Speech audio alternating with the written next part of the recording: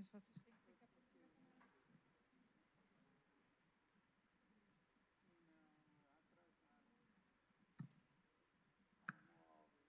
Agora vamos ter a apresentação da primeira mesa redonda deste encontro, que tem por título Gestão de Zonas Costeiras, Desafios e Casos Exitosos. E temos 3 intervenientes, o Miguel da Guia, do Instituto Federal do Rio Grande, o Braulio Santos, que estará online, da Universidade Federal da Paraíba, e Marco Lira, do Green Consult do Brasil. Eu queria fazer uma pequena intervenção antes de começarem estas apresentações. Eu vejo aqui muitas caras novas. Ontem disse que o Braspor já tinha 12 anos, já houve 12 sessões como esta.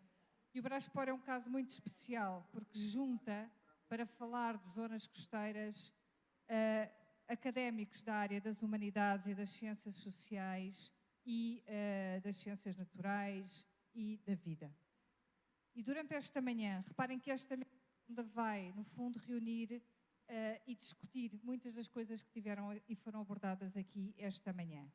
Falou-se, por exemplo, a Laura falou do aumento do caso da ocorrência de desastres naturais.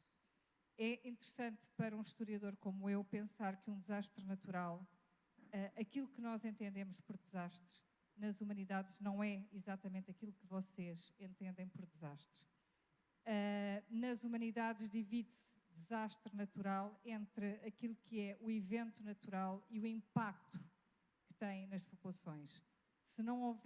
Se houver um tsunami ou se houver um tremor de terra, mas não houver qualquer impacto em populações, não é um desastre, é uma ocorrência natural. Portanto, nós temos, e isso é uma das coisas que nós discutimos aqui na Braspor, é que até determinados conceitos podem ter diferentes interpretações de acordo com a área e com as perspectivas de cada um de nós. E falámos aqui de impactos humanos. E uma das grandes questões também aqui debatida esta manhã tem a ver com a gestão costeira e com os comportamentos. Como é que se gera este espaço? É preciso mudar comportamentos? Como é que isto se faz? E falámos sobretudo de casos que correm mal, dos problemas, das dificuldades. E, portanto, nesta mesa vamos falar dos casos que correram bem, porque eles também são fundamentais, não é? Também é preciso mostrar bons exemplos e eu vou passar agora a palavra ao Miguel. Bom dia a todos. Nós vamos já as apresentações. Nessa mesa de gestão de zonas costeiras, um panorama e os casos exitosos.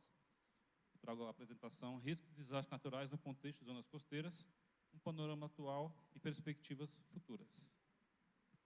No contexto geral, falar de risco de desastres, né, no mundo a gente tem que quase 3/4 da população vivem próximas às zonas costeiras e 2/3 das maiores cidades se localizam também próximas às zonas costeiras. No Brasil não é diferente, como já foi citado aqui, nos últimos 40 anos tem havido um aumento da população residente próximo às zonas costeiras, de modo que de 17 unidades da federação se encontram defrontantes ao mar. Pode passar. Só que todo esse processo de ocupação nesses últimos 40 anos tem gerado a modificação da paisagem costeira ao longo desse período, por conta dos processos de litoralização, como tendo o homem como agente modelador do espaço físico. Posteriormente, a intensificação do processo de litoralização, juntamente com o crescimento do turismo. Aqui alguns exemplos lá no estado do Ceará, por exemplo, no Novo Curipe, em Fortaleza, no início do século XX e a atual situação, em 2019, a situação dela. E esse fenômeno se deu muito no Brasil, se fomos buscar na história, por conta do milagre econômico, nos anos de 69 a 73, com a posterior democratização do país, com a ampliação do poder de compra da classe média e o aumento, e posteriormente, em 94, com o Plano Real. Em termos de definição, a zona costeira tem várias definições. Eu trouxe a definição que é o espaço geográfico de interação do ar, do mar e da terra, incluindo recursos renováveis ou não, abrangendo uma faixa marítima e outra terrestre, a serem definidas pelo Plano Nacional de Gerenciamento Costeiro. Em relação aos vetores de desenvolvimento das zonas costeiras, temos atividades ligadas a petróleo e gás, a indústria, os portos, parques eólicos, pesca, turismo e o veraneio, visto que as zonas costeiras são um dos locais mais democráticos no mundo. O lugar da família, do lazer. E, juntamente com esses vetores de desenvolvimento, temos as pressões nas zonas costeiras, que os espaços passam a ser bastante antropizados, muito por conta do turismo de sol e praia. Diria que em alguns estados do Brasil, turismo de sol, praia e atualmente turismo de ventos, por conta de práticas como o windsurf e o kitesurf. São regiões muito procuradas, especialmente no Nordeste. E muito em virtude do não planejamento desses ambientes. E esse tipo de prática acaba gerando prejuízos à localidade onde se encontra ali instalada, né, os aparatos turísticos. Então, quando falamos de riscos, desastres, lembramos geralmente, né, vem à cabeça erosão e eventos extremos. Pode passar? Um breve panorama erosivo no Brasil, estou pegando 2 estados aqui. No estado do Ceará, por exemplo, boa parte do litoral se encontra em erosão ou tendência erosiva, segundo o MMA 2018. E, no caso do estado do Ceará, é extremamente negativo, visto que é um estado que vive, a sua economia tem uma base muito forte no turismo. Ao passo que o Rio Grande do Sul, eu tenho também, é um estado que, apesar da costa não ser muito urbanizada, grande parte da costa, ela se apresenta uma parcela em erosão e um grande percentual em tendência erosiva. Pode passar? Em termos de valorização dos terrenos à beira-mar, construções muito próximas ao mar são evidenciadas, juntamente com tendências de verticalização. No caso de zonas costeiras vulneráveis, com maior risco, eu tenho regiões mais intensamente ocupadas, né, que alguns tipos de ocupação, de forma em termos de compactação, como ocorre em Fortaleza, por exemplo, na beira-mar, ou temos o tipo de ocupação, como chamado na arquitetura, como dispersiva, né, ao longo da região. Pode passar. O tempo passa e temos capacidade de agravar os problemas, além de estar antropizando demasiadamente a costa, né, e parece que não temos limites. Como no caso de Balneário Camboriú, né, temos as Torres Gêmeas, que são os prédios mais altos da América Latina.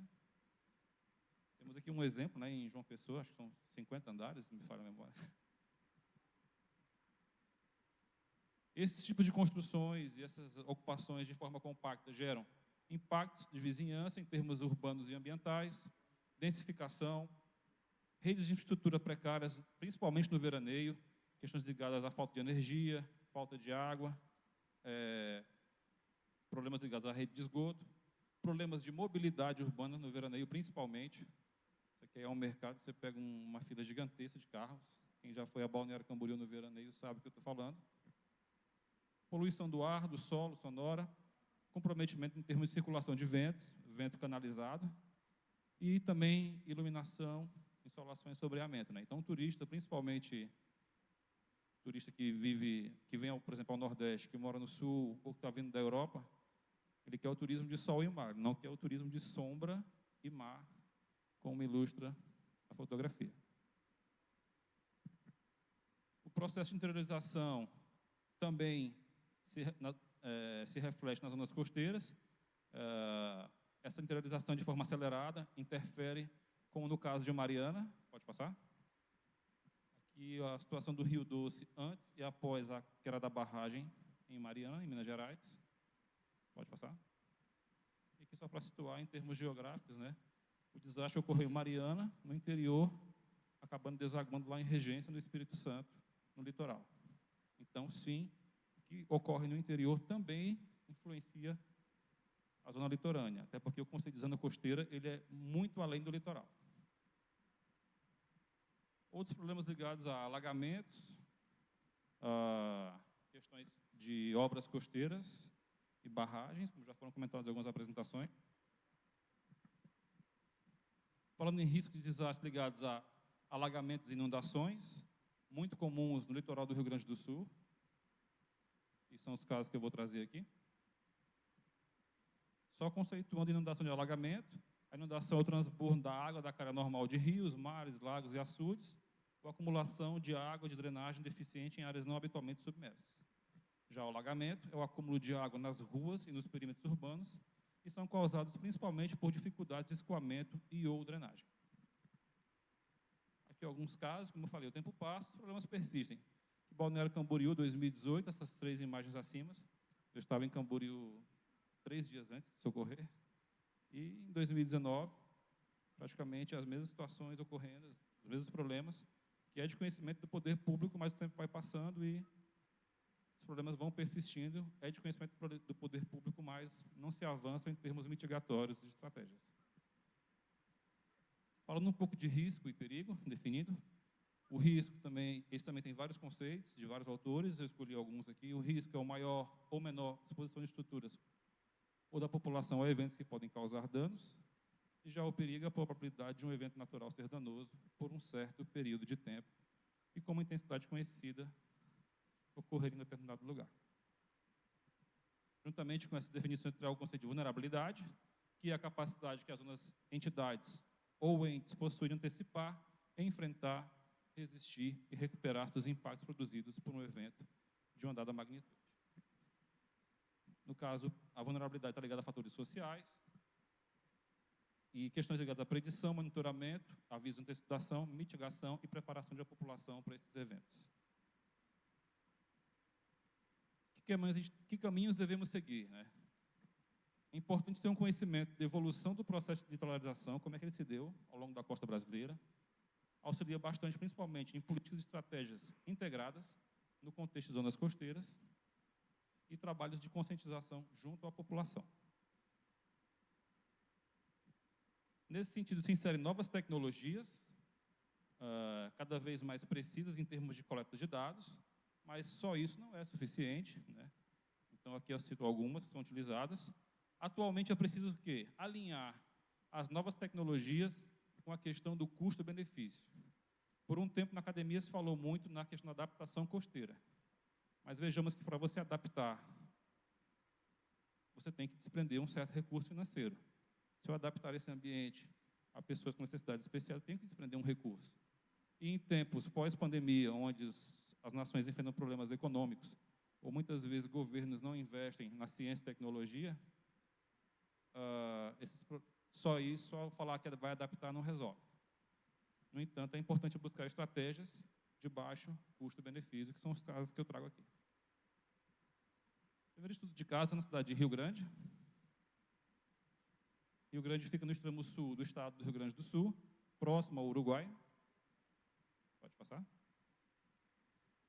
A localidade escolhida para esse piloto é próximo ao Museu Oceanográfico, ali às margens da Lagoa dos Patos. Essa é uma área conhecida potencialmente por ter problemas de inundação nessa localidade. Pode passar. Esse estudo é um escopo de um trabalho ligado à gestão de risco de inundação em áreas urbanas, com o uso de geotecnologias e sistemas de monitoramento de baixo custo. Então, além dos métodos tradicionais de monitoramento, foi proposto a elaboração de sensores de baixo custo para monitorar a elevação, as variações de nível da lagoa, que atualmente é feito, né, com uma régua que é instalada próximo a um pier, e tem uma pessoa que vai todo dia lá anotar a subida ou a descida, os valores de subida ou descida da lagoa. Volta um pouquinho. Então, se trabalha com forções meteorológicas, dados do IBGE, topografia, geração de mapa de suporte de gestão e os sensores. Pode passar. E o levantamento com o RTK na região, para ter a parte topográfica, para poder calibrar os modelos. Pode passar. O monitoramento foi feito com o uso de ferramentas open source, no caso aqui a plataforma Arduino. Então, ele basicamente é composto por uma série de sensores, sensor ultrassônico, um data logger, uma fonte de alimentação e um cartão SD. Atualmente, estamos substituindo o Arduino por uma outra tecnologia que surgiu, que é o ESP32. Você pode olhar, né, qual o custo da tecnologia. Como eu comentei, tem uma pessoa medindo lá na régua, né, e anotando o valorzinho todo dia. E qual o custo da tecnologia atualmente para um município? Então, o custo total do sistema seria de R$200. Então, não seria 40 euros. perfeitamente fácil de estar adaptando, levando aos municípios, aos gestores costeiros. Os processos de validação e calibração em laboratório. Pode passar. Aqui alguns ensaios bem incipientes, né, para cenagem de elevação nessa região, para 5, 10, 25, 50 e 100 anos. Pode passar. Eu tenho cenários melhores elaborados no próximo estudo de caso, que é na Praia do Cassino. A Praia do Cassino é a maior praia do mundo, considerada em extensão. Dizem, né? Há controvérsias. Tá, então, no veraneio temos essa situação, né? Então, temos trânsito de... Volta só um pouquinho. Trânsito de carros, né, na localidade. Pode passar. É uma costa abaixo dominada por ondas.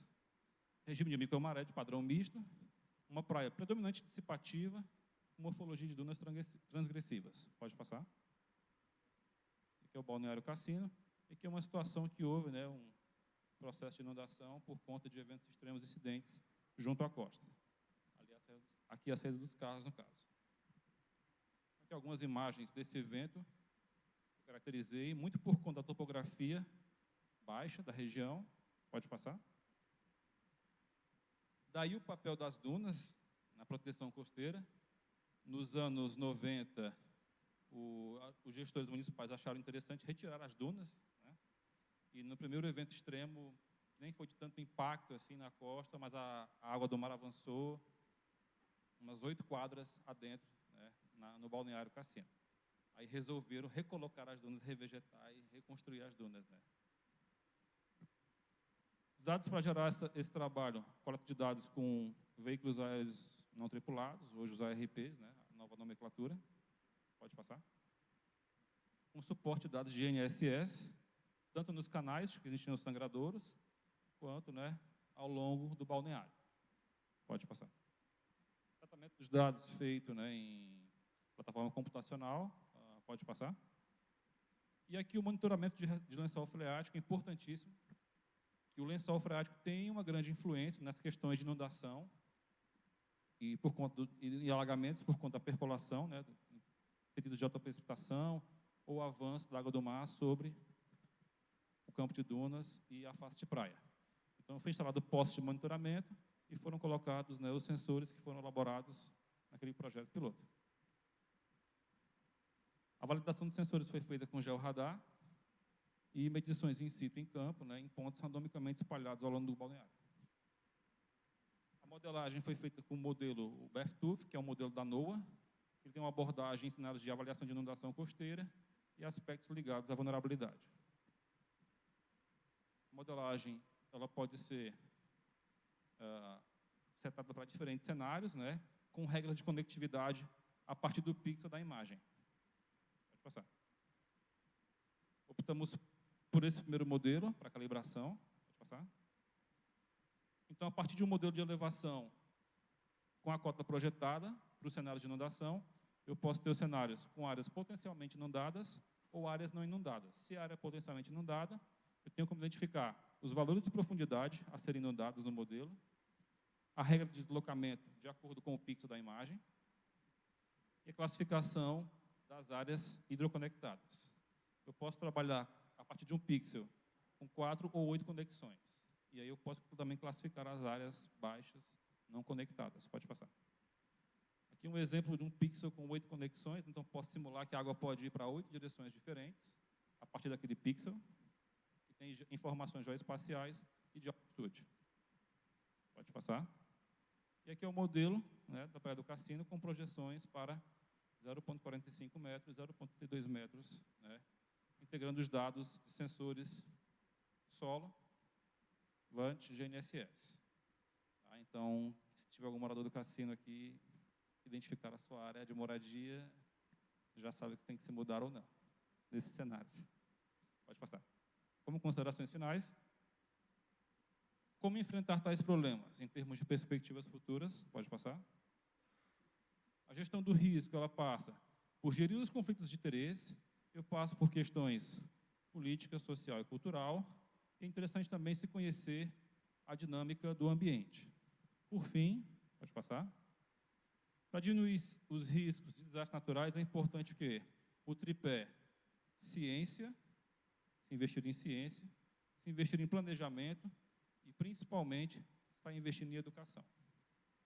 No Brasil, esses últimos 4 anos, tivemos um problema muito sério e esperamos que os investimentos voltem com força, né, para os próximos anos, para a gente possa continuar a estar aperfeiçoando e melhorando os trabalhos, principalmente para as novas gerações que se encontram aqui.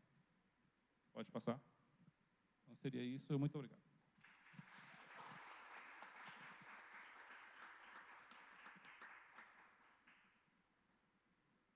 Não sei se foi no tempo.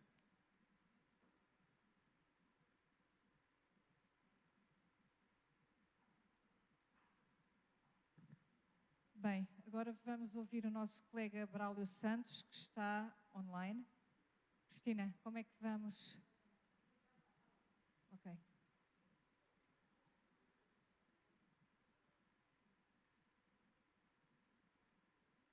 Mandar o link novamente. Bem, Marco, se não se importa, passamos, enquanto a apresentação do Braulio não mais tempo.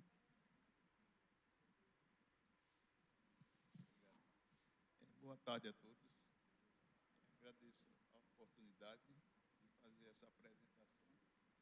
Nós vamos falar um pouco sobre recuperação de praias em áreas urbanizadas. Na realidade, a gente poderia, em vez de falar aqui em recuperação, a gente deveria falar primeiro em adaptação. A palavra de ordem hoje para todas as regiões costeiras, principalmente das cidades litorâneas, é a questão da adaptação às mudanças climáticas. Nós estamos tendo muitos problemas em toda a faixa litorânea por conta de mudanças no clima de ondas, provocado pelas mudanças climáticas, e que tem um adicional, que é a elevação... Alô? Que é a elevação, digamos assim, do nível do mar, que é um problema global e que a gente precisa ter essa consciência. Então, veja bem, nós estamos trazendo aqui um exemplo, dá uma clicadinha aí, para o nosso evento, a recuperação da praia de Costa Brava, lá em Paripueira. Paripueira fica vizinho a Maceió, está inserida dentro da APA Costa dos Corais, que é a maior APA marinha que nós temos aqui no Brasil. E lá nós temos ainda um outro problema, que é um fator limitante, que é o limite da APA, certo? Então, você tem que ter as condições de trabalho numa área dessa é muito limitante, porque ela é delimitada por uma linha de pré-mar média, e nessa linha você não pode chegar a atingir a área da APA para fazer qualquer tipo de intervenção. É muito complexo a situação lá. Então, essa APA começa em Maceió, na praia de Pioca, vai até Tamandaré, em Pernambuco, certo? Aí, veja bem, então, vocês aqui estão vendo uma imagem, aqui é a estrutura que foi construída, e aqui, essa areia já foi depois de um certo tempo, essa imagem que está aí, já foi depois que começou a desviar o curso do rio. O que foi que aconteceu aqui, nessa coisa, que a gente, só para começar uma contextualização. Eu vou pedir para você, em vez de botar a apresentação do slide agora, colocar o vídeo, depois a gente faz uma rápida apresentação aqui do slide para o pessoal ter uma ideia do que aconteceu lá. Então, nós tivemos aí duas questões importantes. Foi usada... Passa o vídeo, depois a gente vai... Está abaixo.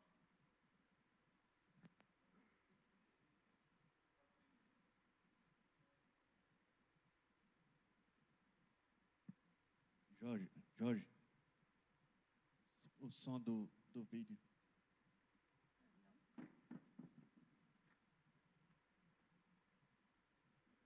Essa imagem que está aí foi feita antes da intervenção, em março de 2019, onde o processo erosivo chegou muito próximo do meio-fio do loteamento. Nessa área houve um avanço do mar em torno de 20 metros dentro do loteamento. E aí o que acontece? Esse rio formou-se um que a gente chama de efeito mole hidráulico, o rio desviou o seu curso. Como solução de engenharia para a proteção costeira, o dissipador de energia. Eu vou começar do início, certo?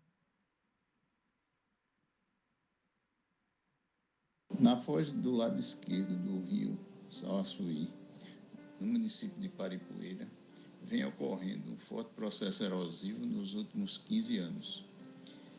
O processo erosivo instalado é conhecido pelo efeito mole hidráulico, muito comum na foz de rios.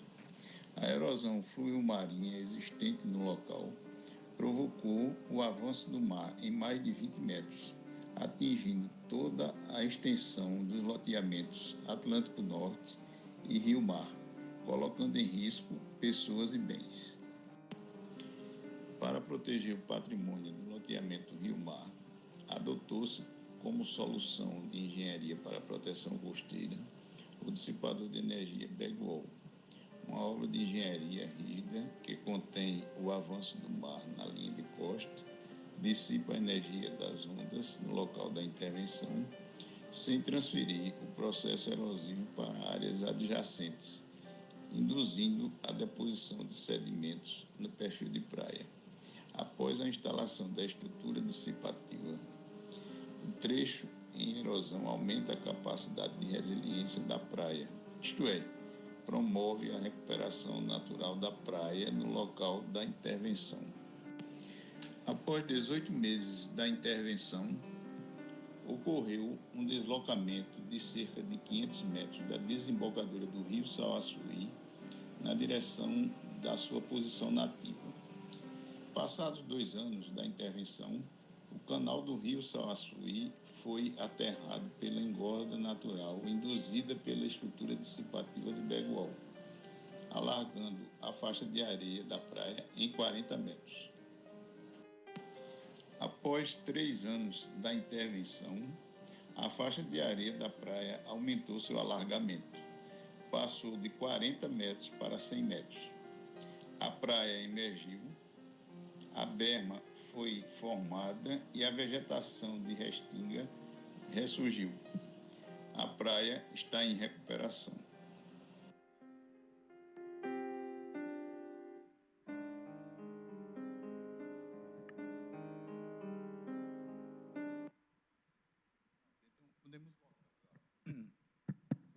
Então, veja bem, o que aconteceu nesse processo aí é o seguinte: foi implantada uma estrutura para conter o processo, que foi o dissipador de energia Bagwell. Após a contenção, nós passamos a monitorar a obra, porque um dos grandes problemas das obras costeiras é que se negligencia muito o monitoramento.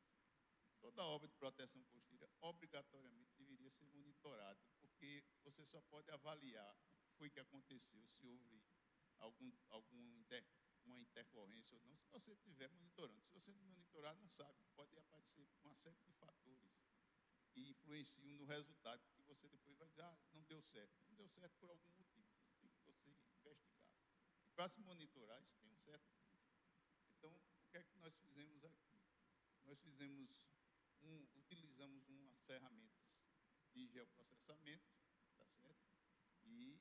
E a partir daí nós fizemos um monitoramento, até porque o grande volume de sedimento e da dinâmica local não permitia determinadas, digamos assim, ferramentas mais ou menos tradicionais. Por exemplo, quando se começou a fazer a contenção, aqui está essa imagem, a profundidade do canal aí chegava a 2,80 metros de profundidade. É o canal do rio Sauaçuí, que estava passando e a desembocadura ficou ali. A foz dele ficaria mais, digamos assim, mais à direita, quem está vendo na imagem. Então, o que acontece? Tudo isso aqui, a distância, digamos assim, de onde estava o meio-fio para onde chegou o mar, era mais ou menos uns 5 a 6 metros de distância. Ou seja, houve um avanço de mais de 20 metros dentro do terreno do loteamento. Então, aplicado aí no próximo. Pronto, aqui o pessoal trabalhando durante a execução, o pessoal da topografia conferindo a posição da estrutura. Próximo. Aqui a estrutura já feita, aqui você visualiza bem a parte que está, o rio está correndo aqui e essa parte aqui ainda está sendo inundada porque está em execução. Próximo. Aí tem a estrutura que foi dimensionada para lá, com as fiadas que estão enterradas. Essa estrutura ficou totalmente enterrada depois que foi recuperada a praia. Próximo. Pronto. Então, aqui nós temos essa imagem aqui foi da erosão, que é uma erosão fluvio-marinha, pela migração da desembocadura do rio Sauaçuí no loteamento Rio-Mar e Paripoeira, certo? Então, ali você tem o local que estava com erosão e onde estava saindo a desembocadura do rio. Próximo. Aí você continua aqui. Após a construção, no loteamento, em Paripoeira, a desembocadura permaneceu no mesmo local. Então, continuou saindo, mas não havia mais o processo erosivo. Ficou contido o processo erosivo. Aí, um ano após a construção, a dissipação de energia induzida pelo Begual aumentou o alargamento da faixa. Inclusive, você vê aí uma deposição. O alargamento foi justamente em frente e o canal continuava correndo por dentro, diminuindo um pouco a calha do canal, etc., mas continuava correndo. Isso após um ano. Com 15 meses, houve o deslocamento de 500 metros de onde era a antiga desembocadura em direção à foz do rio, a foz original. Né? E ainda não havia, digamos assim, muita coisa, mas começou a engordar a praia. Próximo. Aí nós temos uns slides que mostram a variação da linha de costa antes, quando era antes, em 87, em 2019, aí 2021 e em julho de 2022, aquela última que aparece ali. Então, mostrando a evolução do que aconteceu com o aterro. E dá uma clicadinha aí. Aí nós conseguimos calcular esses volumes e no período de 2019 a 2021, acumulou 28 mil metros cúbicos de areia na praia. E entre 2021 e 2022, que seriam os 3 anos, 63 mil mais de acréscimo. Ou seja, acumulou 91 mil metros cúbicos de areia que se depositaram naturalmente. E qual a coisa interessante que aconteceu? Além de haver a deposição dos sedimentos na praia, após a deposição, começou a surgir a vegetação de restinga natural. Você recupera a berma e a restinga aparece e a praia está em recuperação. E é mais ou menos o que aconteceu. Dá uma clicadinha aí. Pronto, aqui você tem uma visão, recuperação natural da praia. Isso aqui a gente chama natural porque essa areia ela chegou aí trazida pelo mar. Ninguém botou areia aí. A areia veio naturalmente. Mas não veio naturalmente, ela foi induzida por um processo de uma estrutura dissipativa instalada na praia. E aí você tem a vegetação natural, a formação de berma e o alargamento da faixa de praia. Próximo aí. Pronto. Aqui eu vou deixar só uma mensagem para reflexão. As cidades litorâneas devem se adaptar para conter as marés do futuro. Nós temos exemplos diversos no Brasil, inclusive recentemente foi feita aquela engorda lá em Camboriú, lá em Santa Catarina, né, que o pessoal fez aquele alargamento artificial, não é uma engorda natural. Essa aqui a gente está falando de engorda natural induzida. A outra é uma engorda artificial que você tem que puxar o aterro no mar, bombear para a terra e tal. E cada caso é um caso. O caso, por exemplo, na APA Costa dos Corais, esse caso da engorda artificial praticamente estaria descartado por uma questão até dos corais. E aí você, da legislação, já ia ter mais dificuldade. Então, esse caso específico aí, você tem, digamos assim, uma solução interessante do ponto de vista ambiental, porque você conteve o processo, alargou a praia, que é o que todo mundo quer, e você não está vendo ali aquelas construções, digamos assim, de um muro de Berlim, nem coisa nenhuma. Está lá tudo aterradinho, tudo bonitinho, e a população com acesso à praia, sem problema nenhum, tem acesso à praia recreativa. Então, esse é um bom exemplo, digamos assim, de resultados. Não significa que ele seja genérico, que não existe obra única em engenharia costeira. Proteção costeira, você tem que verificar cada caso, tem a sua, digamos assim, sua peculiaridade. Mas no caso específico de Foz de Rio, essa solução foi muito interessante e que ela serve também para outras situações, desde que observadas as condicionantes de cada local, né? Obrigado. Eu agradeço a atenção. O que eu precisava informar era isso. Depois fico à disposição para qualquer dúvida e questionamentos. Obrigado.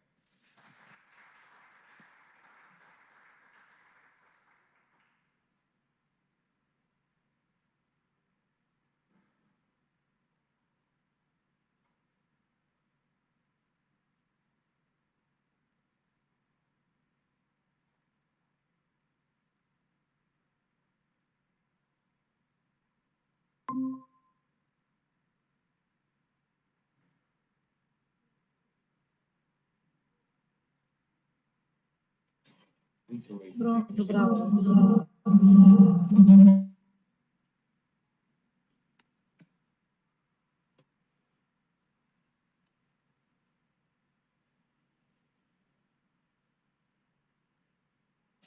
Braulio, você pode iniciar.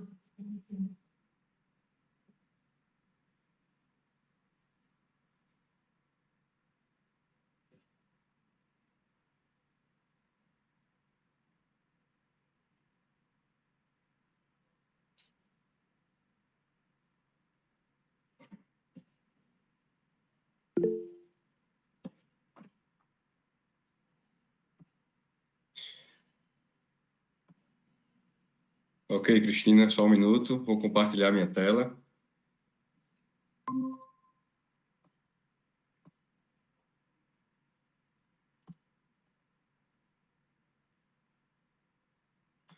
Boa tarde, pessoal. Espero ser breve, tá? Queria agradecer, né, o convite de participar desse evento, mesmo à distância. Bom, vou tentar ser o mais breve possível e dar um exemplo sobre a área de proteção ambiental Naufrágio Queimado. É um exemplo bem local aqui de João Pessoa, na costa paraibana, que nós trabalhamos. Foi um grupo grande de pessoas envolvidas, né, nessa solução para os problemas ambientais que nós vivemos aqui, né? Diferentemente da apresentação do colega, esse é digamos que essa é uma solução de ordenamento territorial, principalmente voltado para manutenção em longo prazo das atividades de pesca e de turismo na nossa costa, em consonância com a rica biodiversidade que existe aqui, né?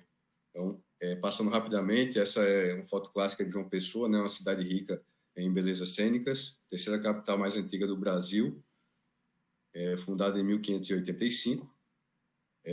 Mesmo assim, durante 400 anos, ela ficou restrita ao que essa área, ao que vocês veem como essa área vermelha. Deixa eu colocar um apontador rapidamente.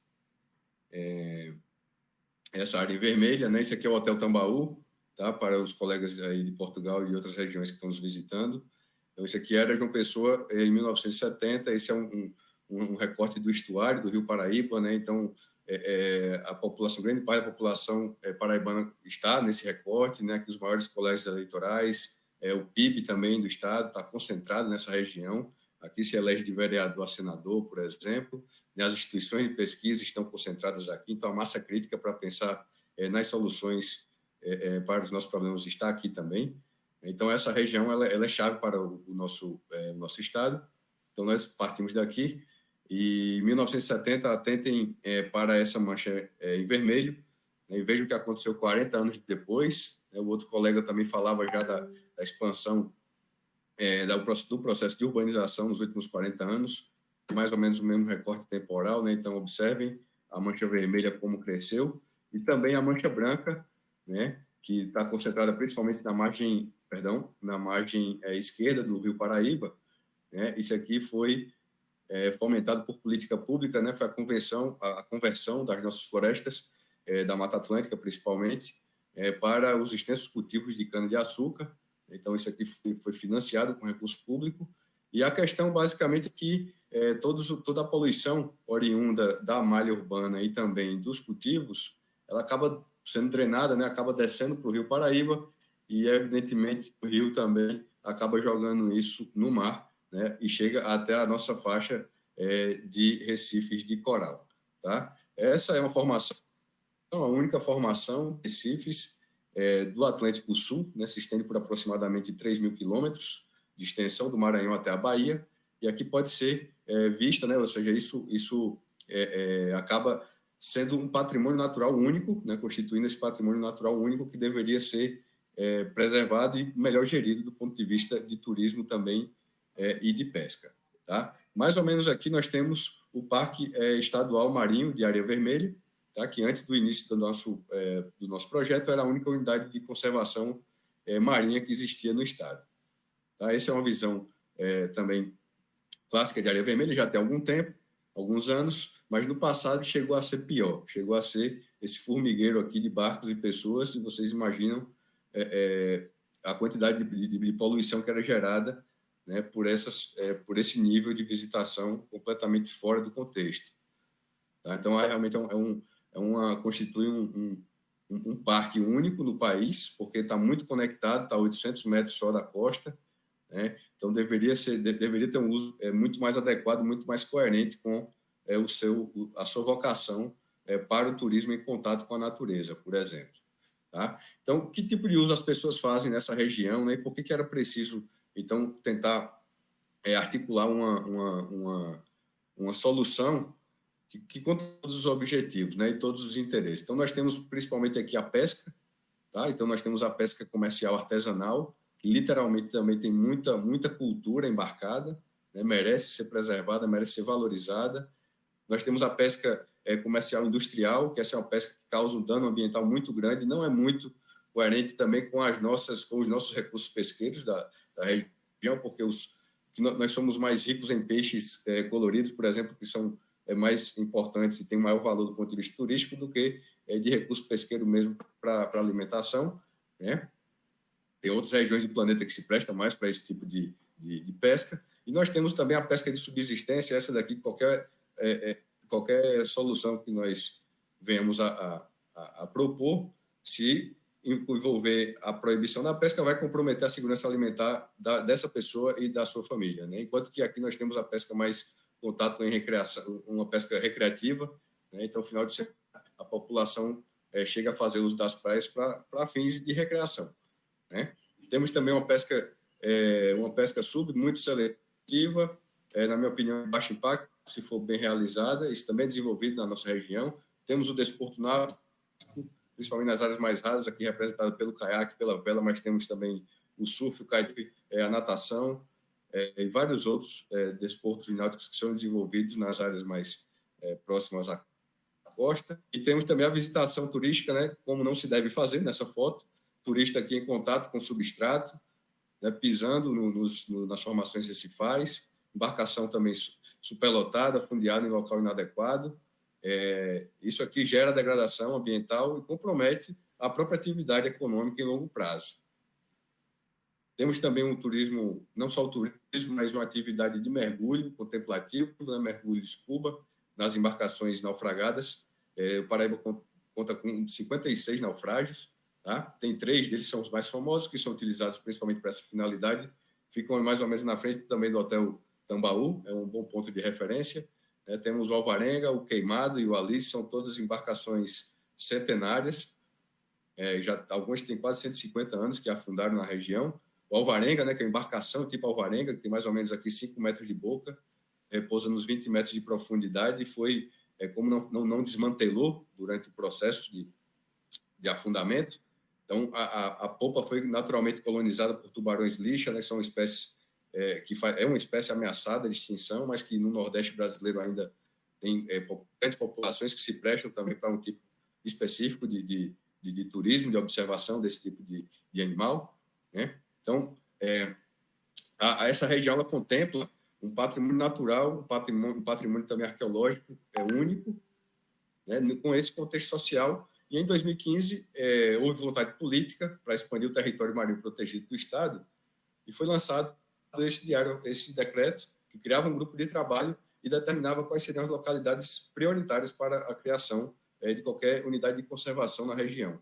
E aqui estavam as piscinas naturais, os locais aí vão conhecer algumas, e as 3 embarcações, tá? O Alice, o Queimado e o Alvarenga. Eu não falei mais do Queimado, vou retornar, ele tem uma particularidade única, que é ter essas caldeiras retangulares. Isso é uma forma estranha de se fazer caldeiras, né? E geralmente elas são cilíndricas. Então, essa é uma embarcação de bandeira norte-americana que faz o serviço postal entre o Brasil e os Estados Unidos e acabou naufragando na nossa costa, e a outra embarcação está desaparecida. Então, na história da navegação mundial, o Queimado realmente é algo único. E também em termos de mergulho, se você mergulhar, né, se está nos 18 metros de profundidade, você vai encontrar umas 80 espécies de peixes aqui. Tá?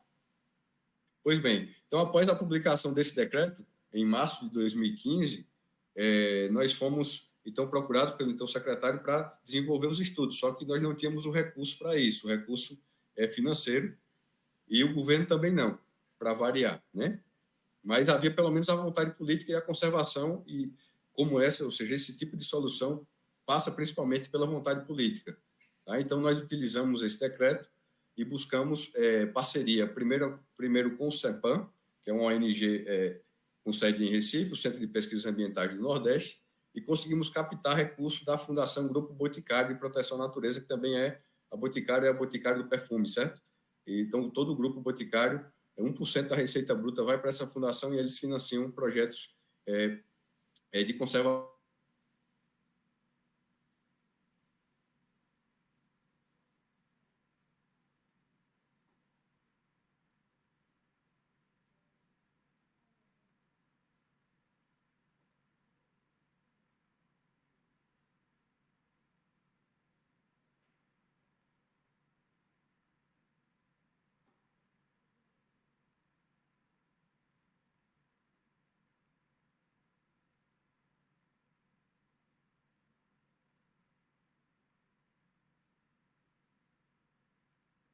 Foi a dele que caiu.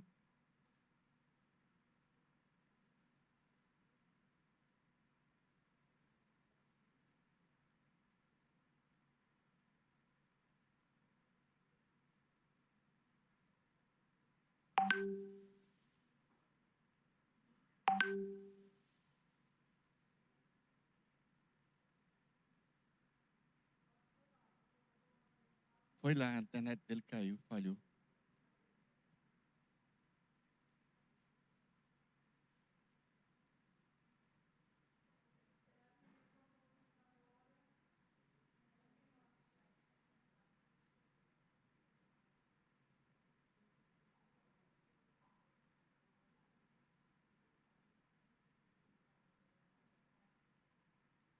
Teremos que continuar sem ouvir a intervenção do nosso colega.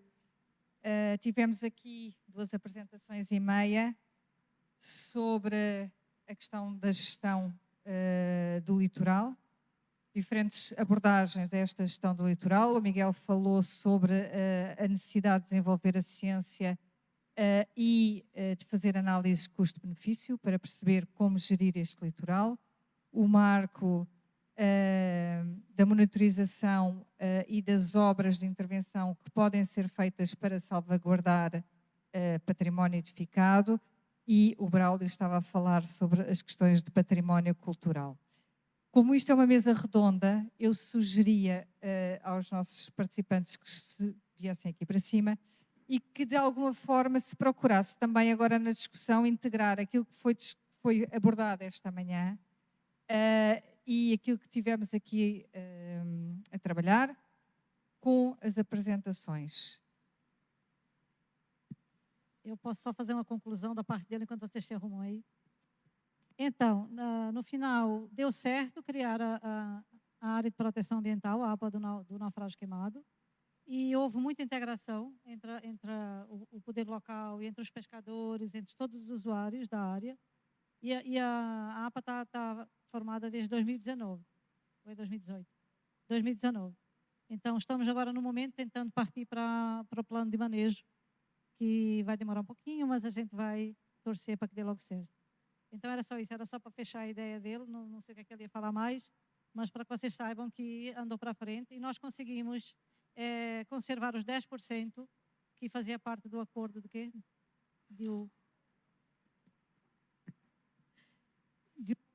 Nacional, eu não sei o nome. Que todas as áreas costeiras devem estar 10% conservadas, a gente na Paraíba já conseguiu conservar com essa criação dessa APA.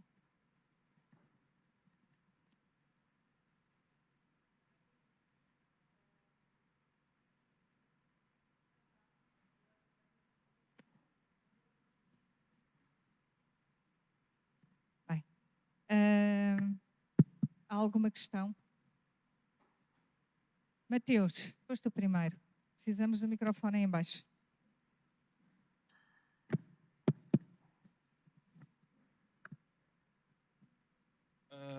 Bom dia. A minha pergunta é para o professor Marco. Professor, o senhor mostrou que a vegetação, né, das dunas frontais ali na berma, elas voltaram, né? E a minha questão qual é? Se essa vegetação ela foi surgindo naturalmente ou a equipe de pesquisadores, junto com a universidade, eles interviram de alguma forma, ou seja, auxiliar essa vegetação a se fixar novamente. Se não, quanto tempo demorou até que esse ambiente conseguisse se recuperar nessa parte de vegetar e, posteriormente, a fixar essa berma? Obrigado. Certo. Olha, veja bem, eu acho que, inclusive, é uma coisa interessante para se desenvolver algumas atividades de pesquisa nessa área, com o pessoal da universidade. Mas, digamos assim, nós não tivemos ainda esse contato. Eu tive uns contatos com o pessoal do laboratório, mas para a questão de modelagem. Agora, veja bem, a questão da vegetação, ela só começou a aparecer após um ano, mais de um ano. Eu acho que depois de 15 meses começou a... Porque o que acontece? Quando você faz uma intervenção dessa, que você induz, digamos assim, a praia a aumentar a sua capacidade de resiliência, ela começa a fazer a praia, que a gente chama de emergir. Ela emerge. Então, quando ela emerge, ela sai da água, digamos assim, ela começa, além de receber os sedimentos que vêm da maré, mas vem também o sedimento eólico. Então, esse transporte eólico, ele ajuda, digamos assim, a reformular a berma natural, etc. E com isso também vem as sementes. Então, o que aconteceu lá não foi plantado, tá certo? Aconteceu naturalmente. Agora, lógico, existem alguns programas, até mesmo no Instituto do Meio Ambiente lá, que o pessoal tem um programa de revegetação, de praia, etc. Então, tudo ali é pertinente. Uma vez que você fez a defesa daquela, você pode começar a planejar essa parte de, digamos assim, de ponto de vista do bioma, né? Entendeu? Então, eu acho que funciona muito bem, não tem problema nenhum. Olá, boa tarde. Minha pergunta também é para o professor Marco Lira, sobre a questão desse alargamento da praia de maneira natural. Ela também tem um impacto, por exemplo, quando é feito de modo artificial, com acúmulo de sedimentos, feito de um banco de areia artificial, que quando você coloca, ocorre um avanço em outro local da costa, do mar, ou dessa maneira natural, não tem avanço em nenhuma parte do litoral. Veja bem, tudo que está acontecendo lá, ainda, de certa forma, ainda é muito precoce a gente afirmar isso. Mas eu digo a você o seguinte, pelo que a gente tem acompanhado da evolução, ela está modelando a linha de costa. Ou seja, a parte que não estava com processo erosivo está sendo integrada à nova área. Então, isso daí é uma tendência. Como você conteve o processo sem transferir para as áreas vizinhas, o trecho que está em erosão, que não foi feito nada, continua com erosão.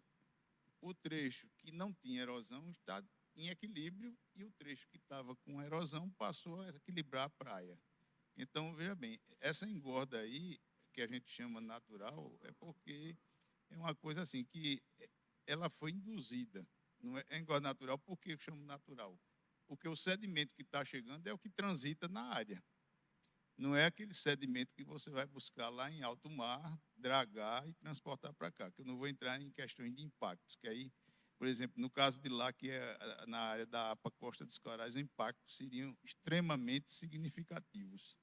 Então, e, de certa forma, até proibitivos. Então, uma engorda, digamos assim, artificial ali, era uma coisa praticamente muito difícil de se viabilizar, porque iria trabalhar dentro da área da APA. A APA não aprova esse tipo de trabalho porque defende os corais. Na hora que você vai puxar sedimento do alto mar e jogar para ali, vai ter problema. Então, eles não aceitam esse tipo de serviço lá. Então, cada caso é um caso. Não vou me adentrar nisso aqui, tá certo? Então, a gente tem que ter ideia o seguinte, geralmente, foz de rio, você tem problemas de processos erosivos por conta de uma série de fatores. Porque o rio é quem leva o sedimento, certo? Mas você tem uma dinâmica ali, quando chega na praia, tem uma dinâmica muito forte. Tem influência de corrente de deriva, tem influência dos Então, você passa por um ambiente extremamente dinâmico. Às vezes, você tem...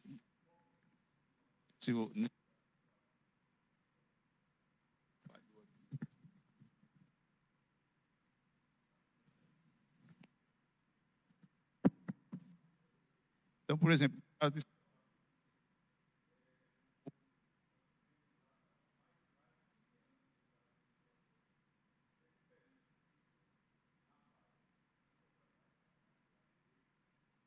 um lote de Maceió. Depois essa margem, essa mesma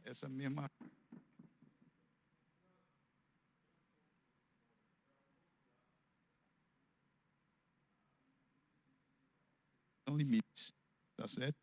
Então, isso é comum em foz de rio. O que você precisa é dar a nova realidade.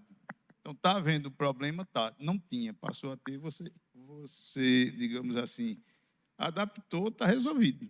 Você, quer dizer, resolvido entre aspas. Aquela areia que você está vendo ali, ela vai e volta, ela não vai ficar fixa lá, não. Pode ser que daqui a 1 ano ou 2, você vai encontrar lá talvez o quê? 40, 50 metros de areia, porque pode ter períodos que ela puxa esse sedimento e depois traz de novo. Tá certo? Isso aí é uma dinâmica natural. O processo erosivo ele é um processo natural. Ele só passa a ser um problema quando ele está na área antropizada.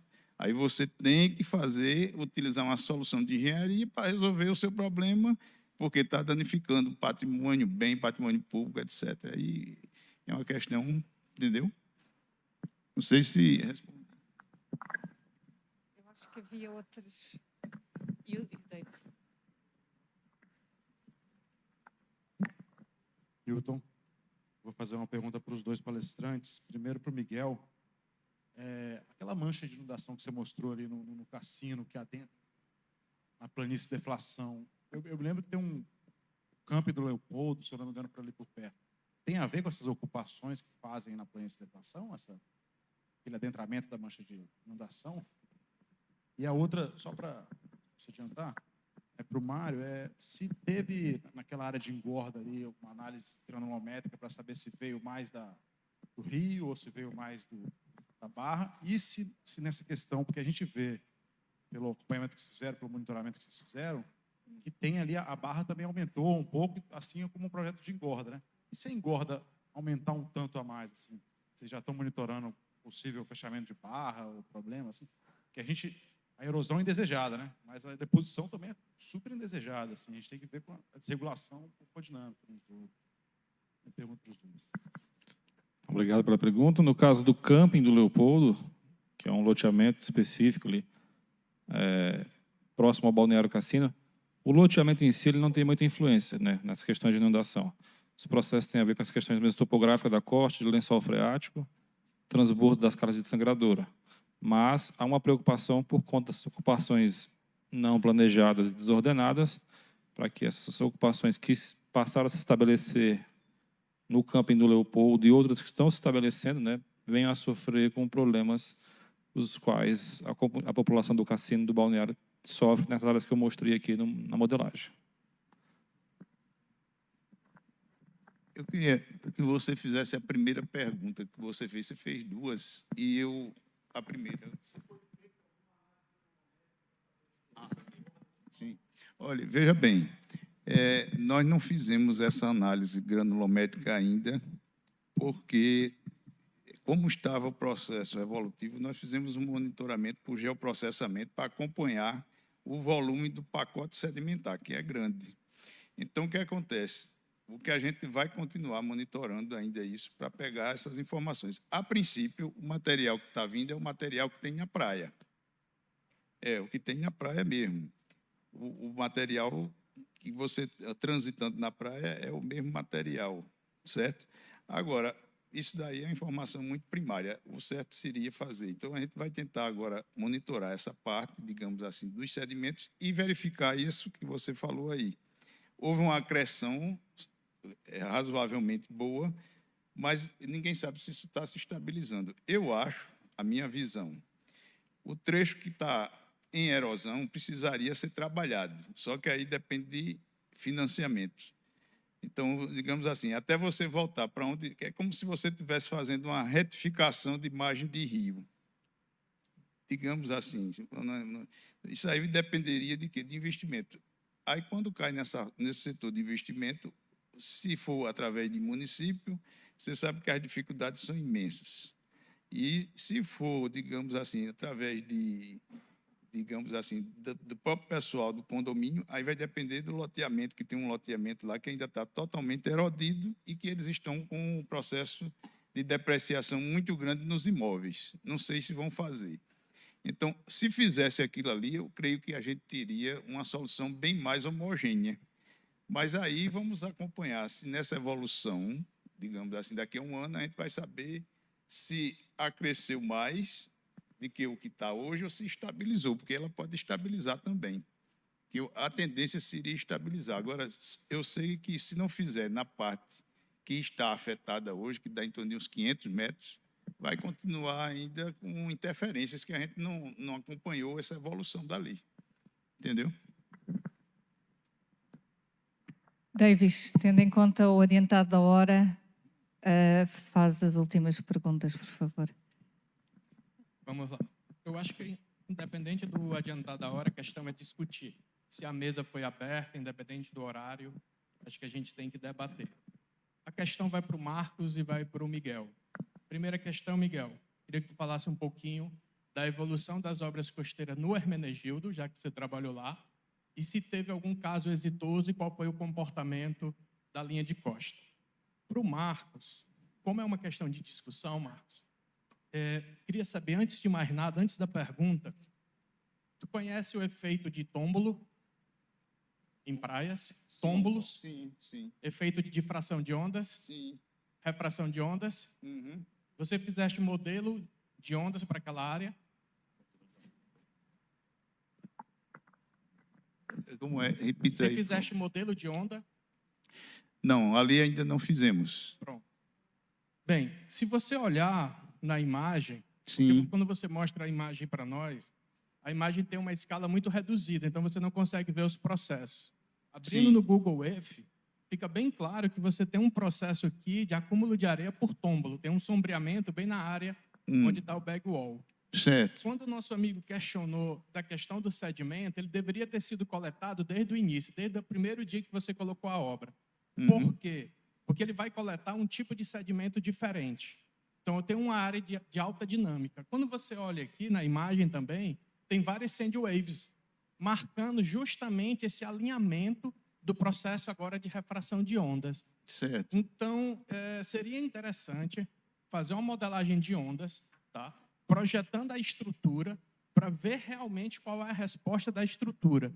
Porque essa resposta que eu estou observando aqui, olhando a imagem, não fica tão claro se é uma resposta derivada da infraestrutura colocada ou se é uma resposta natural de um condicionamento geológico que eu tenho nessa área.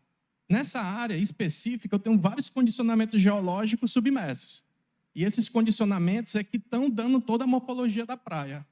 Então, eu acho que você precisa ampliar um pouco a escala, discutir melhor a questão da infraestrutura, para a gente saber se é um caso exitoso ou não no nosso litoral.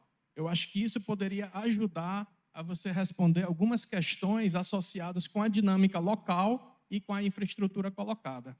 E também pudesse falar um pouquinho por que não fez essa modelagem de onda, já que ela é tão importante.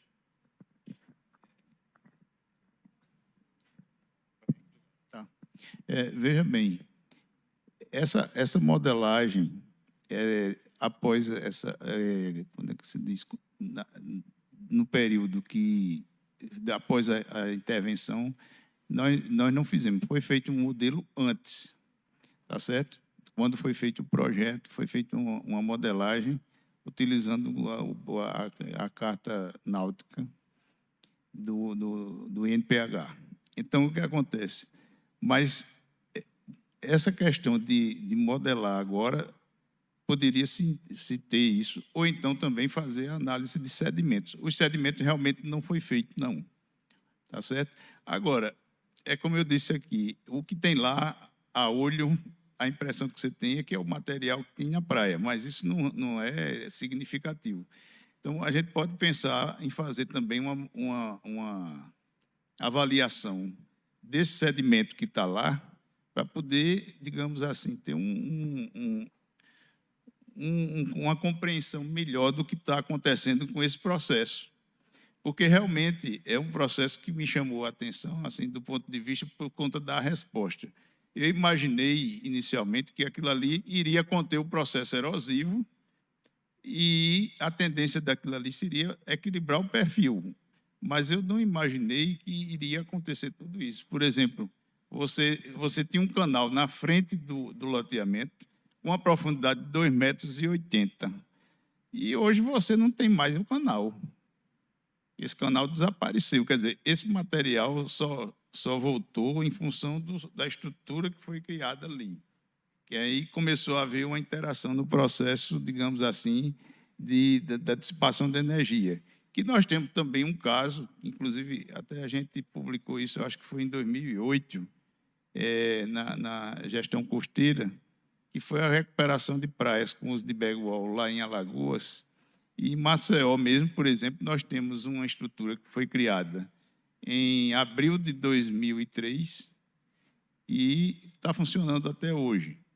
E essa estrutura que está lá, ela, digamos assim, hoje em Maceió, no período de maré de Cisígia, é o único local que você tem lá uma faixa de praia, no Lopana, em frente ao restaurante Lopana, lá em Maceió. Aí o que é que se pode pensar a respeito? Não foi feito monitoramento de perfil nem nada, mas está lá. Aí o que acontece? E essa praia ficou em equilíbrio, ela não cresceu mais. Ela passou 5 anos para formar aquela faixa e ali estabilizou, porque lá nós temos um problema que é diferente de outras regiões. Por exemplo, você lá tem recifes. Esses recifes retêm sedimentos. O sedimento que vem à praia, ele geralmente chega um pouco mais fino. E aí o que acontece? E ali o acúmulo de sedimento, ele não é assim tão rápido. No caso lá, que é uma foz de rio, e vem sedimento também, que desce do rio também ali, tem influência. E aí o que acontece? Você teve uma evolução rápida, porque em 3 anos ela mostrou uma evolução rápida. Isso daí é um caso a se analisar, inclusive essa questão da parte da vegetação, que surgiu depois que formou a berma, a praia emergiu, e aí começou, eu acho que até por influência de transporte eólico, etc., as sementes chegaram lá e começou a germinar aquela vegetação, e hoje já tem a vegetação praticamente pronta. Então, é um caso interessante de se observar. 3 anos de acompanhamento é um número pequeno ainda, mas como eu estou lhe dando um exemplo de um caso que eu acompanho, que foi de abril de 2004, e nós estamos agora em 2022, onde houve uma estabilização. Então, eu não sei se aquilo ali vai estabilizar ali ou vai avançar mais um pouco. É uma questão que foi levantada. E eu acho que requer. Aí é quando eu volto também a insistir. Toda obra costeira ela deve ser monitorada. Por quê? Porque isso é muito desprezado, inclusive até fazer um apelo ao nosso amigo lá do MPF, mas ele não é dele, é da Defesa Civil, lá em Brasília, que o pessoal, quando vai analisar um projeto desse, não quer incluir nos custos a manutenção, quer dizer, o monitoramento. Como é que eu vou validar se um experimento ele teve êxito se eu não tiver, digamos assim, o acompanhamento? Isso é o mínimo que você teria que fazer, porque são investimentos altos. Por exemplo, recentemente foi investido lá em Balneário Camboriú 63 milhões. E para monitorar, gasta tanto dinheiro? Não gasta. É falta de consciência.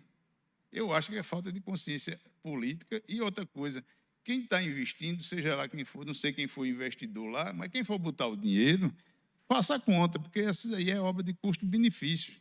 Então, se você for fazer hoje qualquer obra costeira, você tem que olhar 5 itens. 5.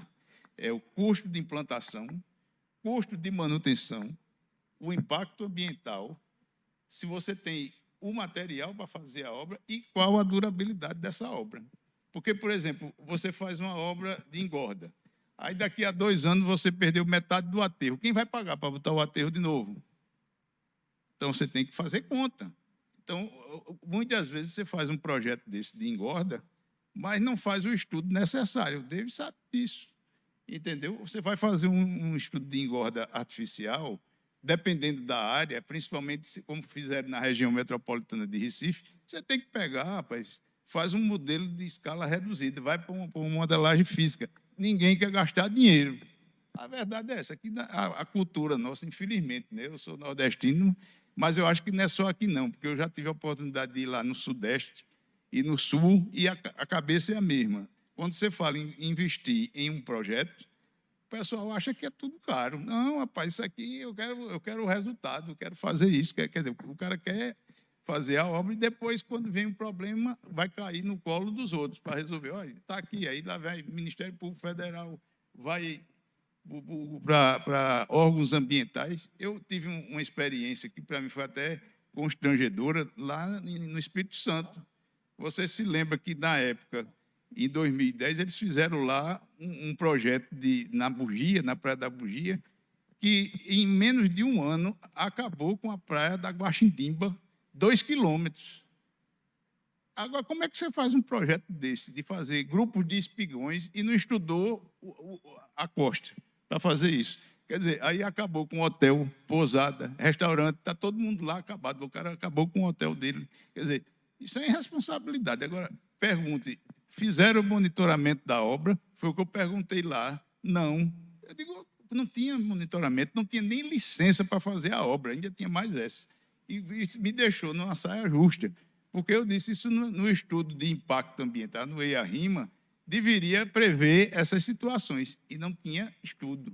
Então, quer dizer, se investiu 50 e tantos milhões naquela época, em 2010, e você devastou a economia vizinha, e o pessoal ficou numa situação completamente, digamos assim, ainda hoje eles estão órfãos. Pronto, é a situação. Então, é preciso ter muito cuidado com essas coisas, e esse tipo de investimento para monitoramento, se não fizer previsão, vai continuar tendo problema, porque é preciso acompanhar. Pronto, eu não sei se respondi, Davis, mas a ideia é essa. Então, em relação à pergunta do Balneário Hermenegildo, não houve avanço nas obras, como foi comentado na apresentação da Lauren, eu acredito, em virtude da população ter um poder aquisitivo diferente, né, alguns segmentos da população. Então, como não tem uma ação do poder público local, então cada um acaba por fazer a sua obra por conta, né, então a gente não acaba vendo essa evolução nos processos de contenção da problemática. Só complementando uma questão, eu ouvi muita palavra custo aqui. Né? Eu ouvi por demais essa sessão.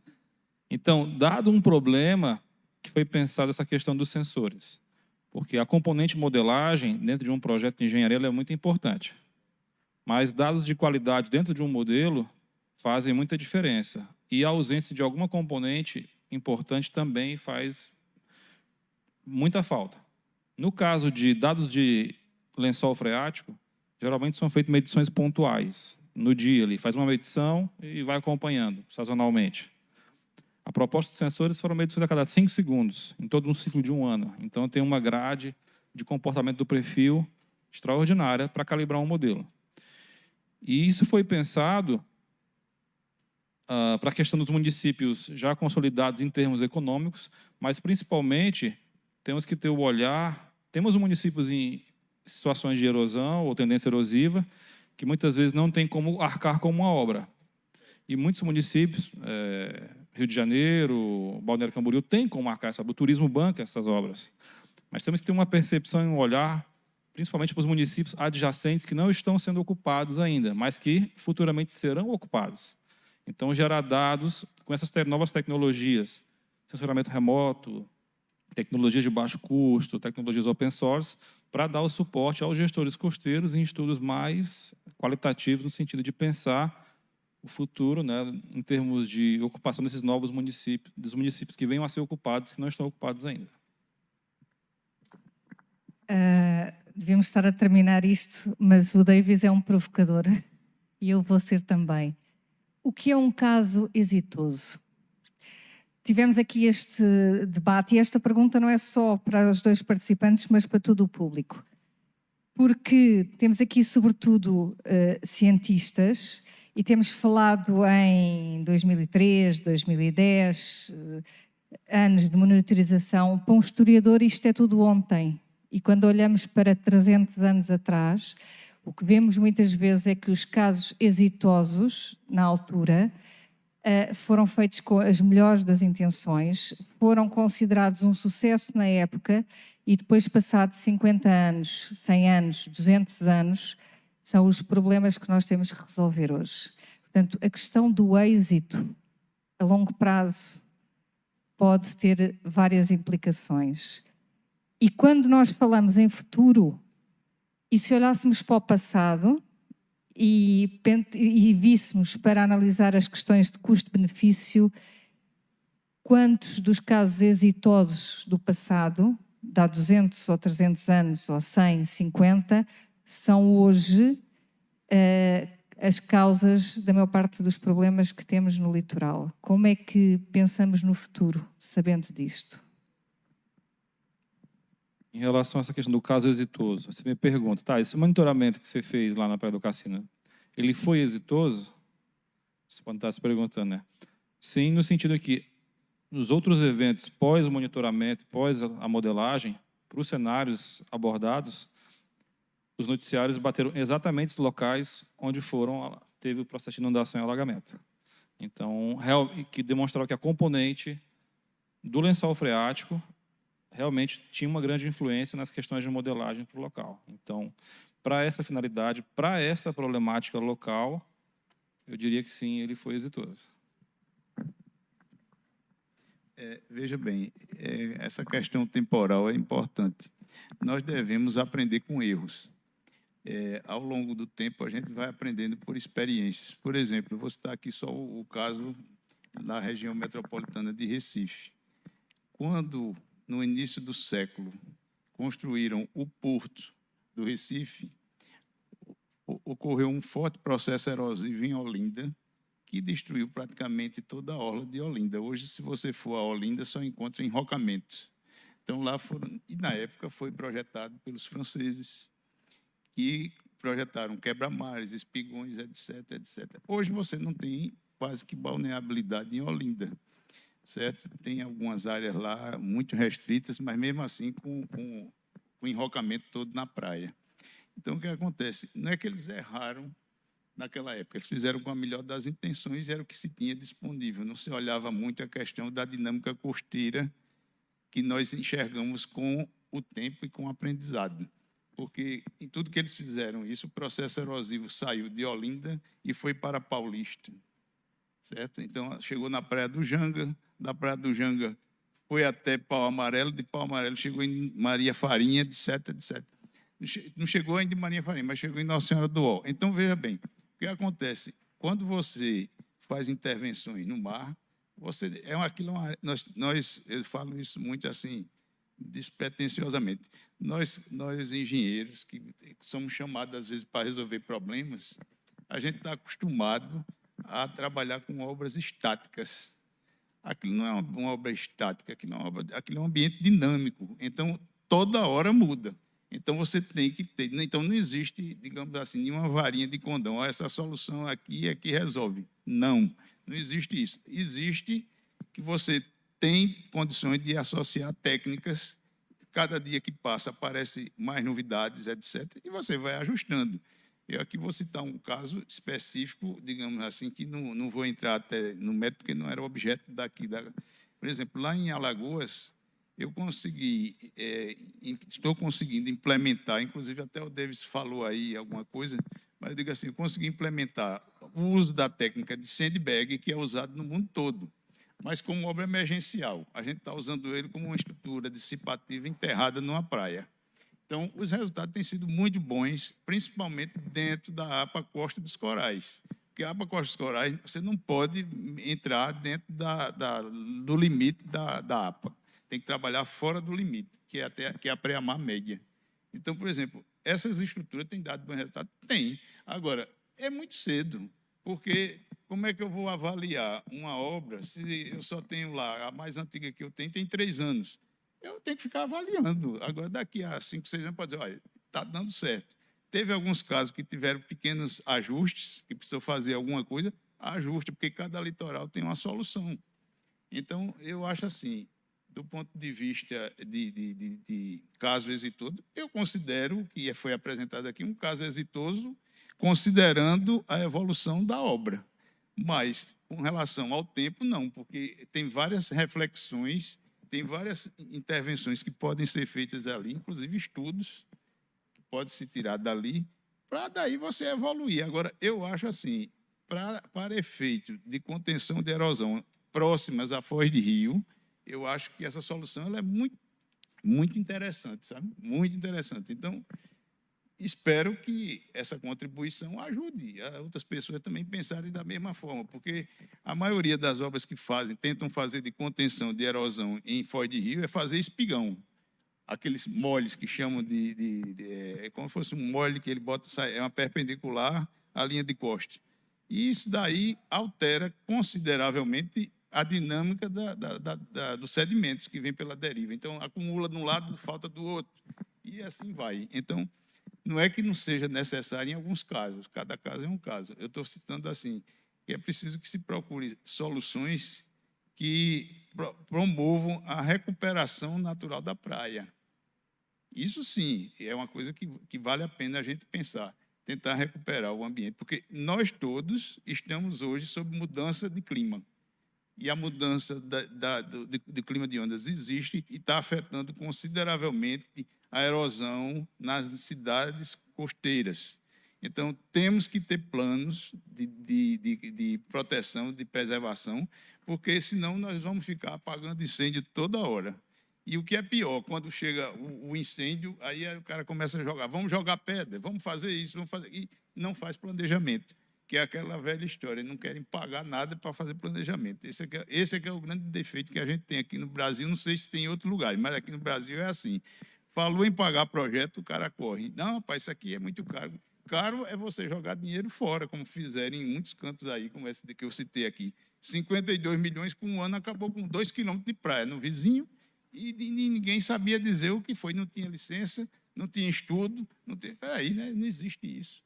Quer dizer, então, a gente tem que pensar dessa forma. Essa é a intenção que eu tenho. E, com relação aos casos exitosos, acho que o que eu apresentei aqui é um caso exitoso, mas não quer dizer que isso daí, por si só, se resolva. É preciso que a pessoa monitore o que está acontecendo e faça um estudo mais detalhado para poder aferir os resultados. Obrigado. Antes de finalizar, Joana, Cristina Crispim, usando os meus poderes de coordenador brasileiro, o seu horário da tarde é impossível. Queremos saber que horas vamos retornar.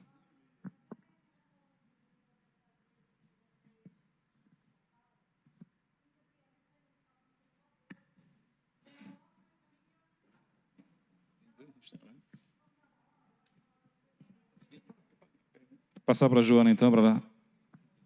Bem, então vamos terminar por aqui, almoçar, e como vamos almoçar juntos, podemos ir debatendo estes temas agora noutro ambiente. Até já.